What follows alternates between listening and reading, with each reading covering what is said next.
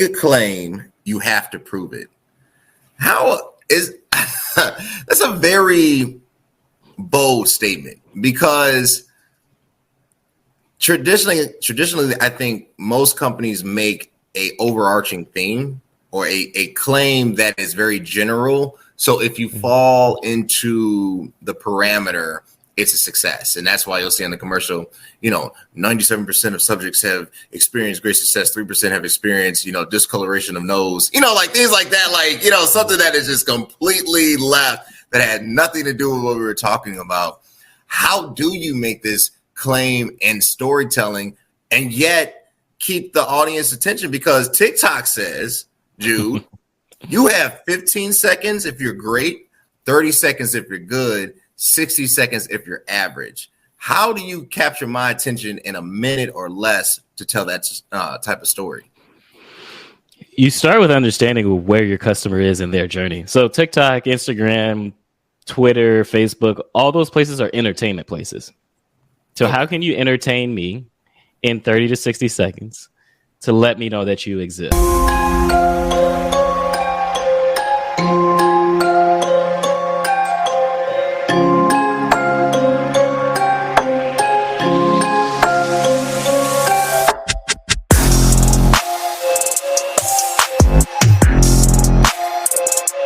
Hey, what's up, y'all? It's your boy, CVMK33, also known as Cody Kelly. Look, dramatic demonstration. What is it? How do you sell in today's climate?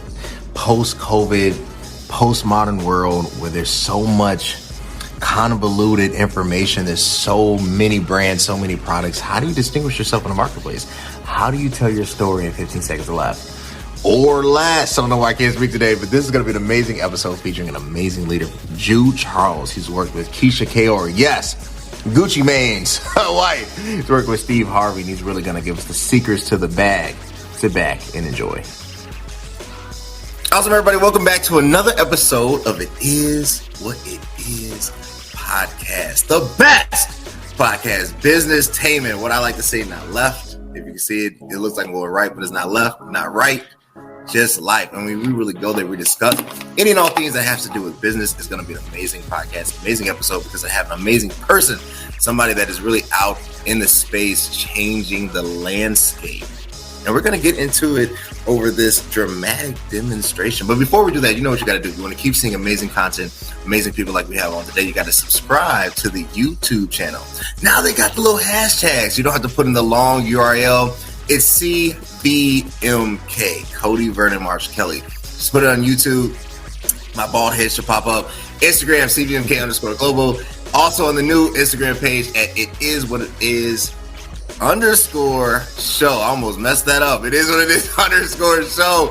Oh man, and CVMK33, TikTok, CVMK Globe, as you see, is a reoccurring thing.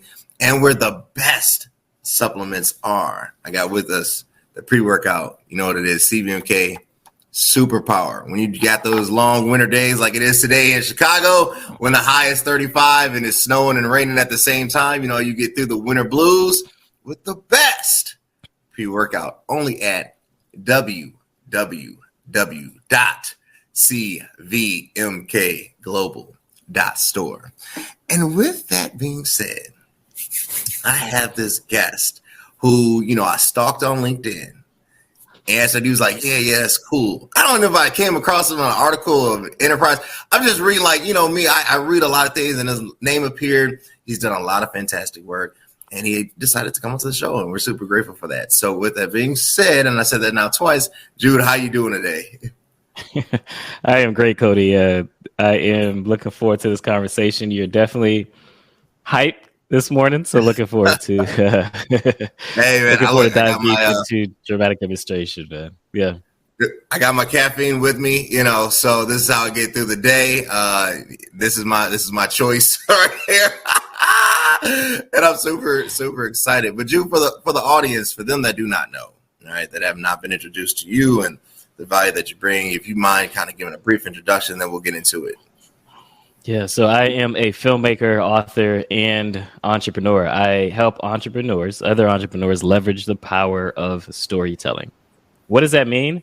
That means that I take, let's hypothetically, let's say someone has written a biography, a book about themselves. I'll take that book and turn it into documentaries. I turn it into films that tell their story, that shows who they are beyond the thing that they do. It's about who they are and what they stand for. I started this business at 17 years old while I was in a TV production classroom in high school. And my teacher, the TV production teacher, Mrs. Donnelly, said to me, Jude, you're really, really talented at video production. You should start a business. Well, I didn't know anything about being an entrepreneur. My father was a construction worker. My mom worked at a chair factory. Plus, I'm the youngest of 10 children. So no one in my family were entrepreneurs. But the following day, when Mrs. Donnelly said that to me, the following day, May 5th, 2006, she walked into the classroom with a yellow envelope. And inside of this yellow envelope, I looked, and it was my first set of business cards, which I still have to this day. If you're watching the video recording, you'll see that I still have this business card. But that's who I am. That's how I got started, and that's why we're sitting here today. Like 16 years later, I've worked with clients like Google, Steve Harvey, Caldwell Banker, Kayor Cosmetics, and all of them have been the same thing, helping them leverage the power of story to grow their business. I like the look of the name dropped. I worked with the resume came out. I felt underaccomplished. I'm like, you knew what you wanted to do at 17, man. I didn't know until last 3 years ago. You know what I'm saying? Oh, this is amazing. Look, we're gonna get into it, but a quick word from our sponsors. There's a hero in all of us waiting to be unleashed. All it takes is just that one last push. Activate the hero within with CVMK Global Supplements. All natural, steroid-free, designed to enhance performance, build muscle, and increase energy. You are unstoppable. You can do this. Become your own hero at www.cvmkglobal.store. All right, guys, you know what it is, www.cvmkglobal.store. So you mentioned, starting this path at 17. That's a really young age to not only know what you want to do, but to have the consistency. Was there ever a time when it was like, yeah, I want to do this, but it's more of a passion. Like, I really want to play the saxophone, or, just some like it didn't become the go-to. Like, when did it switch for you? Or was that always the case? Like, this is the go-to. I invested all my time and resources. This is my baby, and this is what I do. No, it definitely wasn't the go-to. I think for me, it was Mrs. Donnelly who just saw something in me. And the most important thing is she said, Jude, you can make money from this. You're already talented. Just go out and make money from it. But it wasn't like something that was a true business, I don't think. Like, yes, I started the business. I filed my articles of incorporation and all those things, but I struggled to make $20,000 a year. So it wasn't a profitable business the first 5 years. But I'll never forget when it flipped for me. I woke up one morning, it was about 7 a.m., and I woke up to the sounds of chains hitting the floor. It had always been a nightmare for me to hear these chains hitting the floor. I jumped up out of bed, ran to the front window, and when I looked outside, it was a tow truck driver outside coming to repossess my car for the second time in 8 months. Gee. So I went back inside the room, sat on the edge of the bed, my head in my hands, just sitting in a soup of anxiety, trying to figure out, okay, what do I do next? Because it's been 5 years. At this point, I'm about 21, 22, so I still got time to go back to college. I didn't go to college at this time. I still got time to go back to college. But in this moment, I'm sitting and I'm trying to figure this out, and I get a phone call from a client I had been working with. Her name is Keisha Dior. She goes by Keisha Kayor now. Yeah. Keisha Dior was building a cosmetic business, Kayor Cosmetics, from the ground up. Is that Gucci Mane's wife? That is Gucci Mane. That is Gucci Mane. I was like, what's the name so real? I was like, Gucci Mane's wife. Look at the name drop. She was building a cosmetic business selling purple, blue, green lipsticks. They weren't popular at this time. This is about 2010, 2011. They weren't popular. And I had been documenting for her journey of building this company from the ground up. And so she calls me and she's like, Jude, you won't believe it. You won't believe it. I just got off the phone with my accountant and he says we've made $1 million. I just told you I've been struggling to make $20,000 a year for 5 years. Keisha has started this business and in 1 year had made $1 million from selling cosmetics. For context, when I charged her for the documentary, I had only charged her $3,000. So in this moment, I have a decision to make whether I continue or not, because I could look at it as one way. Here's proof that I surely shouldn't continue. Here's a client who's able to make $1 million in 1 year. I've been struggling to make even $100,000 in 5 years. But the other thing I saw wait, there's something valuable here. She can make $1 million from selling cosmetic $20 lipsticks.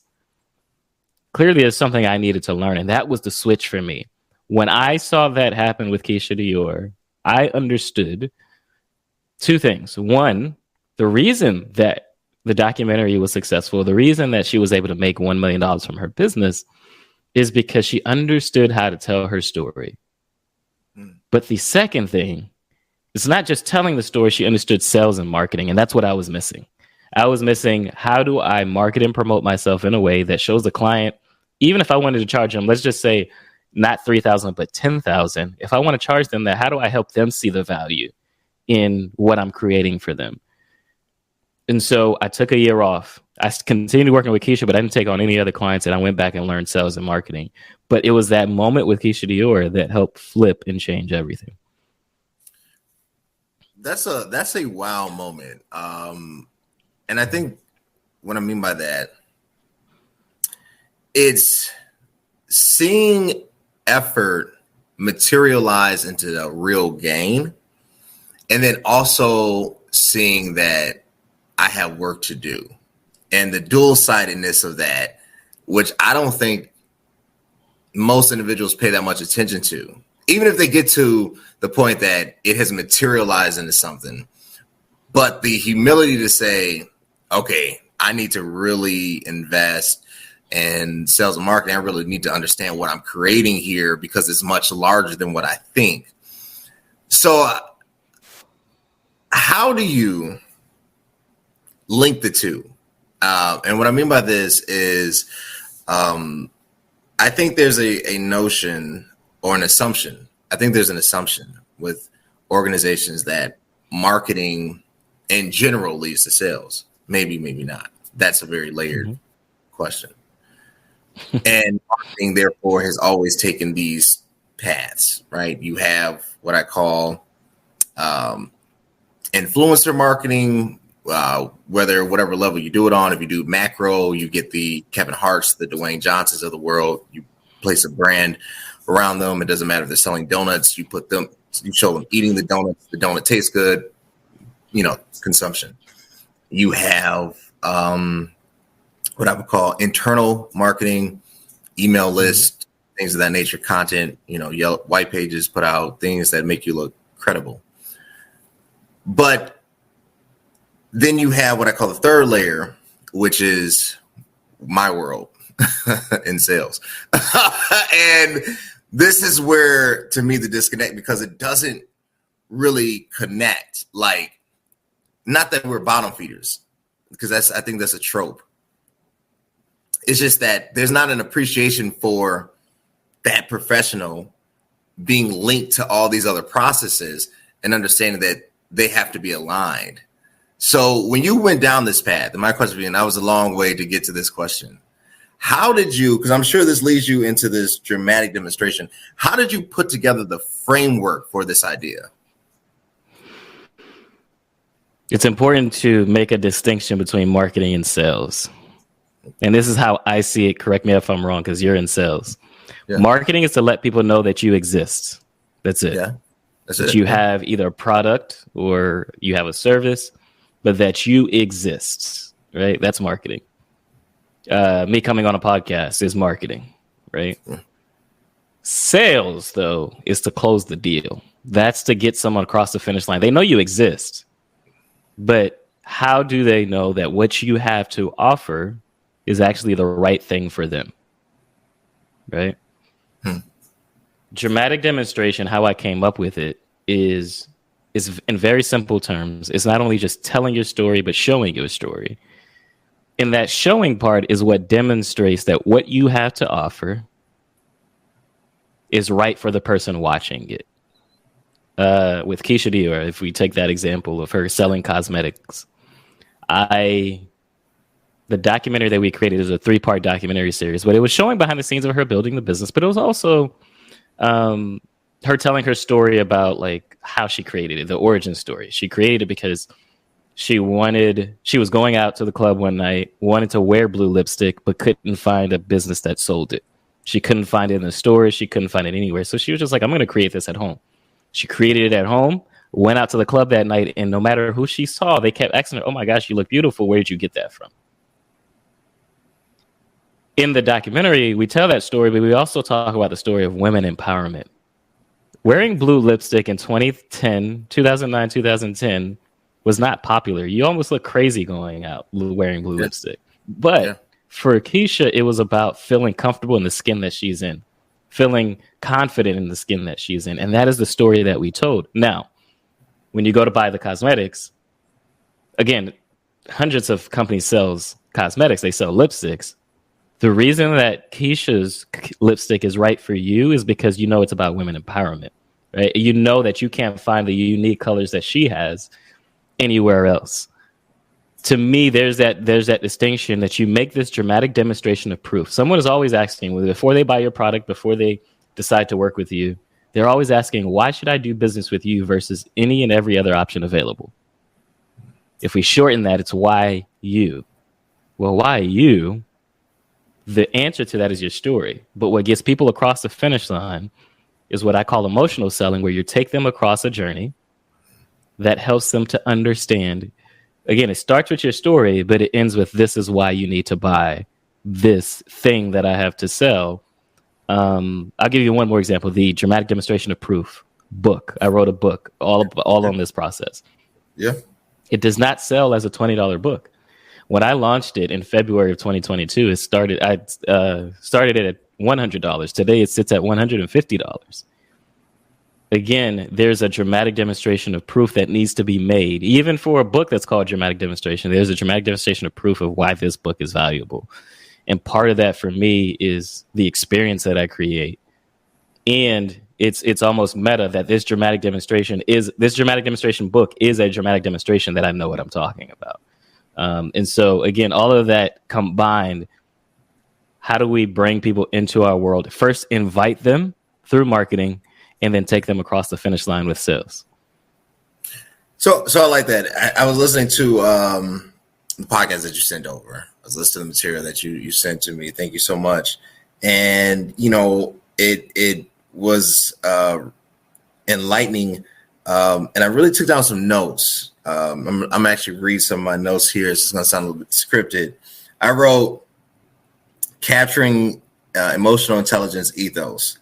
The podcast felt like, because it opened up almost like a throwback to classic radio, the issue of storytelling and connecting the dots. But then you said this, and I wrote this in quotes. If you make a claim, you have to prove it. How is that's a very bold statement, because traditionally, I think most companies make a overarching theme or a claim that is very general. So if you fall into the parameter, it's a success. And that's why you'll see in the commercial, 97% of subjects have experienced great success. 3% have experienced, discoloration of nose, like things like that, something that is just completely left that had nothing to do with what we were talking about.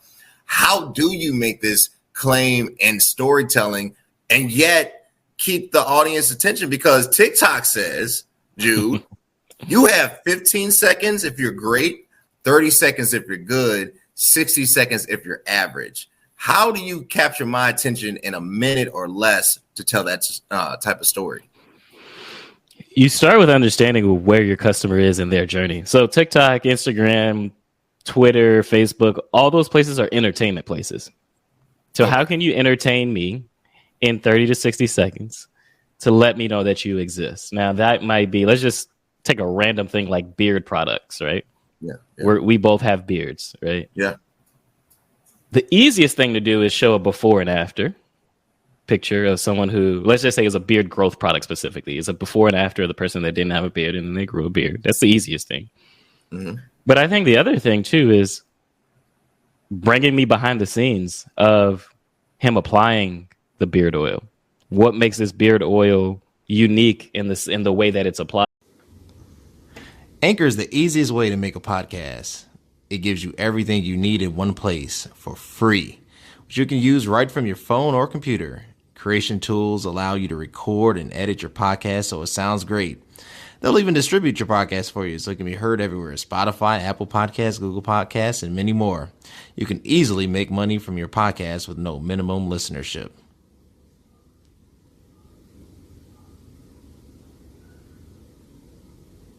Right. So I mentioned beard oil because I actually went through my own journey of trying to find the right beard products. Right. So the first time I bought beard products, it just kind of came in the mail. It was just kind of like, hey, here it is. But I'd never used beard products before. But this second company, they sent me the beard products, but then they sent me, it was like a postcard. And on the postcard, you could go to their YouTube page to actually watch how to apply this correctly, or to watch other men and what they do and why they decided to buy the products, right? So when you're talking about gathering attention, I think, again, it goes back to marketing versus sales. Marketing gets the attention on social media. Sales closes the door and makes sure, like, yeah, this was the right choice. This is the right choice, and then this was the right choice. To do that on social media, the first 10 seconds, the first 15 seconds, how do you hook them in? How do you start the story? Just drop them right in the middle.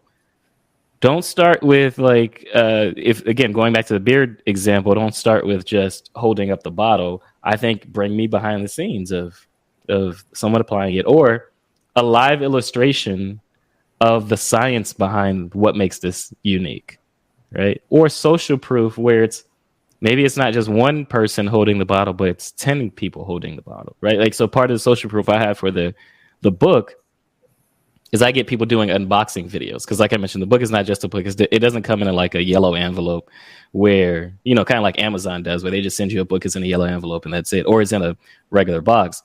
Mine's come in a black nondescript box. So the box is not labeled on the outside, but it's a black box. And then when you open it, it says dramatic demonstration. But then there's also, I have a copy here. I put the books in a velvet bag. So when you pull out the book, right, you pull out the book and then you see it's dramatic demonstration, or you see that it's a book, right? Right.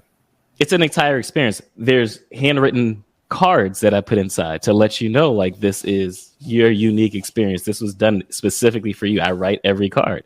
And then there's a notebook and a pen that I include, because if it's a book that's teaching you something, you're going to learn from it, right? I'm not going to count on you to just have your own notebook and pen. In case you don't have it, I incorporate it. All of that is just things I'm saying to you. But then I have people unboxing it, and now you see them going through the experience, and it's like, wow, they're wowed by a simple book, right? So when you look at, again, creating content on social media, it could be, I have these 5 demonstrations. It could be behind the scenes, live illustration, social proof, unique mechanism, which is why I mentioned, like, what's the science behind the beard oil, or what is it that makes this unique from any and everything else? Unique mechanism. And the last one is transformation, showing the before and after, but also showing life after. What I mean by the life after part is that there's this fitness coach who coaches women who are over 40. Okay. And of course, it's to lose weight, look good, feel good. Yeah. But she received this text message from her client once, and it was a picture of an empty airplane.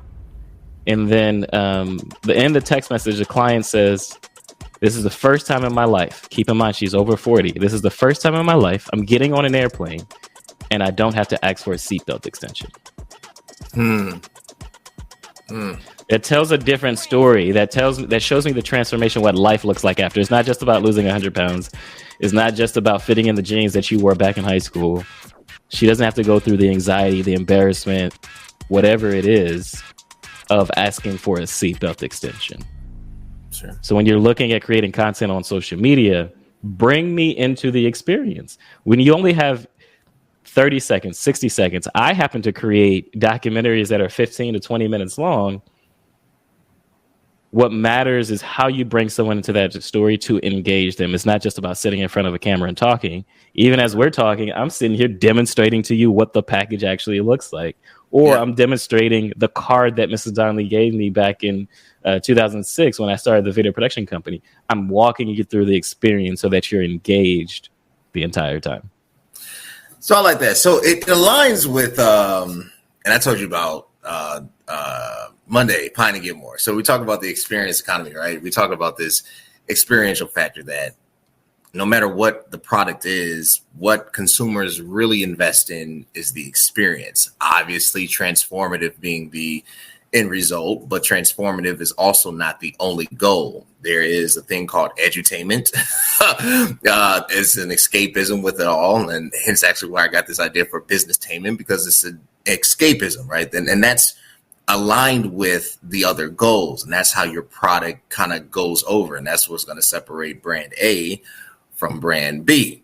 So in your reach, right, you're providing this experience with the black box, with the velvet encasing, with the notepad and everything, so that when the purchaser comes into contact with it, they're just getting more than a book and a little nice note card. Thank you for purchasing. They're getting a whole experience that allows them to feel like I'm more than a number, right? Like this was actually thoughtful and considering, me and customizable to some extent. And I am doing more than just gaining information. I'm participating in the information received. So that's cool. Where I think the not the assumption, but I think the hard thing is to, or where not as hard. It's not that it's hard. It's just that it's not common. Let's say, I think that's a better phrase. The uncommon thing is to assume that the consumer wants this level. And something I've been pushing for internally, not specifically, so anybody knows me, say I'm not specifically referencing anything, just in thought, is the consumer does want this information.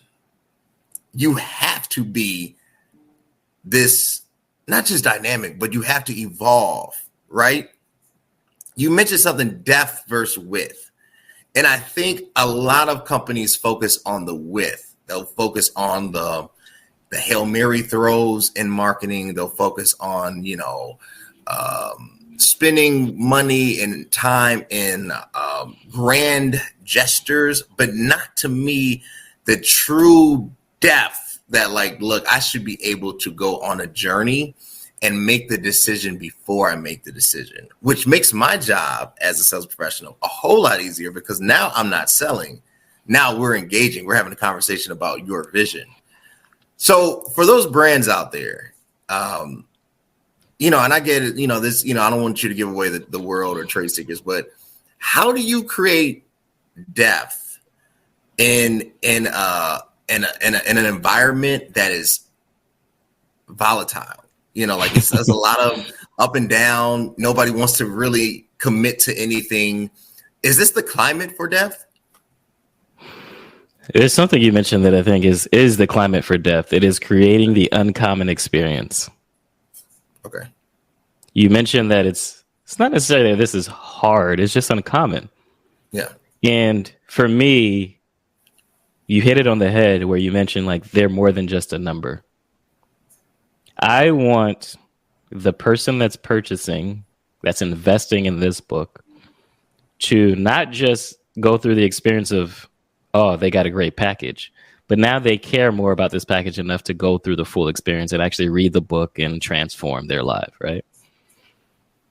It is a volatile market, even as we're talking about, as we're talking today in 2022, it's a volatile market. There's this conversation of recession, whether we're in one or we're not in one, we don't know, right?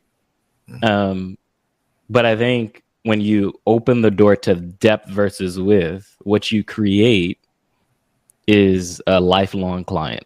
Now, Many people are short term. Many businesses are short term. We got to get the sale. We got to get sales in right now, which is important. And it's a balance between getting sales right now versus getting sales long term. But I always look to play the long game. I have had clients who, I think the longest client, maybe 4 or 5 years, that has worked with me and has spent almost $500,000. Had I only focused on first project or first consulting session and not the long game, I probably would have only gotten $20,000 out of a $500,000 client, right? Mm-hmm. But then I think about the lifetime value beyond the $500,000, which is I create content, whether it's the book. The book is a case study of 3 different clients that I've worked with and how I've helped them leverage the power of storytelling, how they've gone through their own journey and leveraging it and actually making money from the stories that we create. Being on podcasts, what you listened to before we ever got here was the audiobook, dramatic demonstration audiobook, where I put out the first 3 chapters for free online so that, again, people will see that this is extremely valuable. But that gives me a longer play beyond the time that I am working with the client. So if I've worked with them for only 3 to 4 years, let's just say we're done after that. That's the lifetime value of that client, 4 years. There's another 4 years I can add on top of that where I'm continuing to communicate and extract and show examples of the work that we've done together. It's hard to do depth versus width. It's uncommon to do depth versus width. But I think when you create that environment from the beginning, that is what helps you to build a business that lasts not just for the time right now, but that lasts maybe 10, 15, 20 years from now. Even if you think of selling the business, it lasts 10, 15, 20 years from now. When Keisha and I worked on her documentary series, it was in 2010, I think, when we started. Might have been 2009, late 2009, 2010. We're recording this in 2022. Mm-hmm. Keisha still has that cosmetic business. Although she's gone into other businesses, she still has that cosmetic business that does, don't quote me, but it might be over $5 to $10 million a year because she's played the long game. Doing a documentary in the beginning of a brand when you really don't have that much money, you don't know if people are really going to buy into your brand, is risky. But I think when you really believe and you have a heart for what you're doing, you have a passion for what you're doing, and you invest the time, the money, the effort, people will see that, and then they will compensate you for that. They will invest in your brand, not because of the product. They will invest in the brand because of you. Easiest example of this is Apple. Many people have invested in Apple because of Steve Jobs, not because of the actual products. Apple was not the first cell phone to be created. Apple was not the first MP3 player to be created, was not the first computer to be created. But we bought into the vision of the leader. Why? Because they invested in depth versus width. It wasn't just about having a computer. It was about challenging the status quo. It wasn't just about having an MP3 player. It was about having 1,000 songs in your pocket, right? They understood where their clients and their customers were, and then created an experience just around that. And to me, that's what I'm always looking to do. It is not, I think it is uncommon, but it doesn't have to be. If you really care about what you're doing, if you really want to create transformation for your clients, you're selling pre-workout, right? Yeah. Pre-workout supplement. Yeah. The passion, the drive in that can be created. The depth in that can be created. It's something as simple as, and this is just me off the top of my head, someone that buys it, maybe you don't do the whole unboxing experience like I do, but let's just say someone buys it, they give you their address, they give you their phone number. You know they're going to get the package within 2 days. Let's just say 2 days. Yeah. But they get it today on a Wednesday. The following week, either you or someone from your executive team or even someone from the marketing team, you just call them up and say, hey, are you liking the product? Is there any questions we can answer for you? Again, that creates a level of depth because most people are just buying things online and they never hear from the person that actually created it, or they never hear from the company that created it. But it creates a level of depth that now in 2022 creates a lifetime client that lasts at least 10 years, if not longer, because now you care. And it doesn't take much to show someone that you care. That's what I want to hit on. I know we got a few more minutes left, but I want to hit on that because I don't think that's the focus anymore, and that should be the focus. The C word, care. I feel like that has been exterminated from the vocabulary of human beings. But just a quick word for our sponsors, then we're going to dive into care. I literally just tried the best pre-workout on the planet. With Superpower pre-workout, you have increased focus and a power boost every single time you work out. It's not only packed with 225 milligrams of caffeine, but it also has citrulline and creatine. It's insane how much energy and focus I had during my workouts. If you're ready to take your workouts to the next level, then ditch your current pre-workout and get the Superpower pre-workout to be your own hero. Yes, www.cvmkglobal.store. So, care, this is something that I have gotten in trouble with historically. So, because I care about the client, I don't care about the sale. I mean, I care about the sale because it helps me feed my, wife and I, and pay for the heat that's needed in Chicago because it's always cold here. But I don't care about the sale more than I care about the success and the feelings and the positioning of who I'm serving. That's what makes me influential, but that's also what robs me of my true sales potential, because I'm not willing to risk care for revenue. I think we have to get back to the caring part of sales, because the emphasis on revenue is so high now, profit margins, reducing cost of operations, multiple suppliers. If you can make my package for 10 cents cheaper, I'll go with this supplier so I can increase profit margins, but the quality might be less. Right. And therefore, the customer really is the sacrificial lamb, because we all want to be rich. We all want the $1 billion yachts. We all want to, fly to the moon. Right. So, and there's nothing wrong with that. If that's your thing, that's your thing. I'm not judging it. I'm just saying that if, that's the goal, that's what they say. How do we make care important? Like, how do you tell an organization you really have to care for your clients? Like, even if that means you take a loss, like how do you infuse the message of care? Because it doesn't seem like a good go-to-market strategy. It's two things that come to mind. I'll give the first one. The first one I think is the easiest, but then I'll speak to what I think matters more. The first one is, how much does it cost you not to care? So in sales, we know what marketing and sales, we know what a client acquisition cost is, right? So hypothetically, you run a Facebook ad and it costs you, it might cost you $20 per person that actually clicks on the ad. Let's just say that actually clicks on the ad and buys from you. That's the client acquisition cost, right? Yeah. Okay.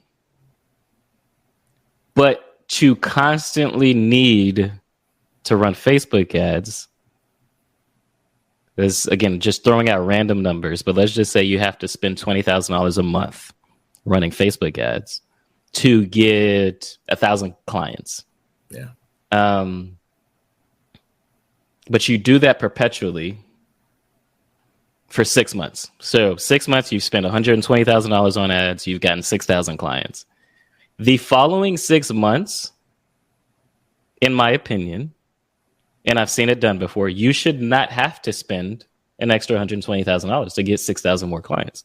Those first 6,000 should bring in revenue that covers more than $120,000. Depending on the business that you run, sure, economics of it, right? The way that you set that up is just care. When I mentioned earlier with your products, just making a phone call, checking in with them, that just shows a level of care. In today's times, many people are skeptical. They're going to be willing to try out your business, but they're skeptical. Even when they buy it, they're skeptical. Is this really going to work? Until they actually see the results.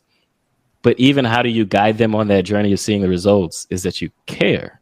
So the first part of it is just simply looking at the economics. What could happen if we actually cared? Or what happens when we don't care? When we're just looking at people as numbers, we're just trying to get as many people in as possible. You actually burn more money, right? Like, I've seen it happen before with a client that I worked with. Before we ever did a documentary series, I was just like, look, you got, I think she had let's just say over 200 testimonials on her website of her work. She was a business coach. 200 clients that she's worked with, testimonials, great. But I was like, they don't go deep enough. Instead of trying to get more clients, what if you just took those 200 or a part of those 200 and you actually did case studies to show what their life looks like now? Not just we help them grow their business by 20% and we help them grow their business by doubling revenue. What does life look like? That client took 10 clients, interviewed them on Zoom, did case studies, emailed her list. Within 60 days, she was able to make an extra $100,000. Not from us doing a video project together, but just simply giving a damn. To go back to these clients to say, hey, what does life look like now? Right? And then sharing those stories. So that's the first response, looking at the economics, looking at the numbers. What does it cost not to care? The second response, though, is I think the more important response. What are your core values? And are you living them out? So depth versus width, you mentioned, which is one of my core values. I have 4 others. So storytelling is another one, adventure, relentless, and then freedom. But when it comes to depth versus width, why that's such an important core value to me is because that's just the way I've always been in life is that I know that when I go really deep with a relationship, with a conversation, it takes me wide, and I know that I can, whatever I want to do after that, I can do it because we've gone deep enough that I've built the trust to go wide. When you have your core values and you know your core values, you know what your mission is for the company. It won't be the word care, but there will be something that shows why you care about the work that you're doing. And if not, for me, because depth versus width is one of my core values, if the client isn't mission driven or purpose driven, that doesn't mean they're a nonprofit. It just means that they have a bigger mission beyond just making a sale. If they're not that, we don't work together. And I communicate that in the very beginning. But I think any business, the purpose, yes, part of it is to make money, make a profit. That's not what we're talking about. It's not about not making money. What we're talking about, though, is if you really care about other human beings, if you really care that this person, that this product that you've created, the service that you've created is valuable and is transformational, and you really want people to get the transformation, it's not going to be hard to care. If you don't care, especially in today's times, 2022 going into 2023, if you don't care, you won't win in business, period. That's just the way that I look at it. And I think taking the time to slow down and do your core values, taking the time to slow down and look at your mission and vision, and are you operating in that mission and vision, is what shows that you care internally to then care externally. And so that's for me. I do try to communicate that in the very beginning. I don't work with a client unless we go through core values, unless we look at what your core values are. Again, that's because I care enough to help that client in their business as well. Sure.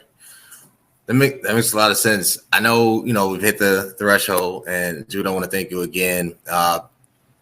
Last question, 30 seconds, man. You mentioned one of the core values being freedom. I can assume relentless is the constant pursuit, right, of either said client, said target. But, I've never heard freedom as a core value. Freedom to do what, though, is my question.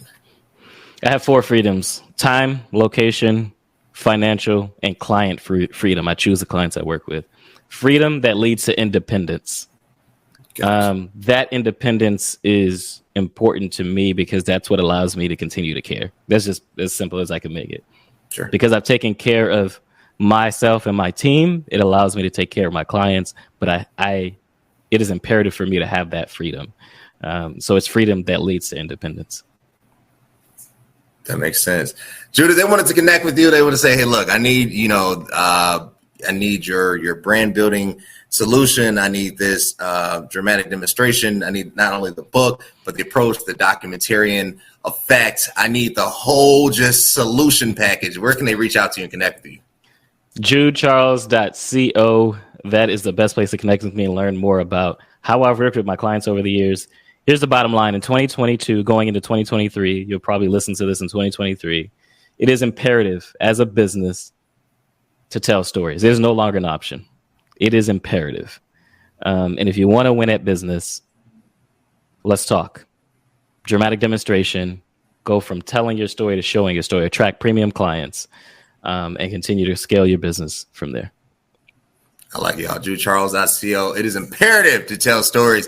And if you want to keep hearing stories, you know what you got to do. This podcast, CVMK, YouTube, Instagram, _global. It is what it is, _show.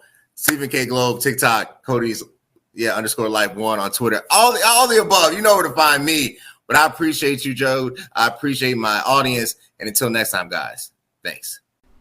Thank you for watching. This has been another episode of It Is What It Is podcast. If you want to keep seeing amazing content, you know what you got to do. Like, click, share, subscribe. And until next time, guys, thanks.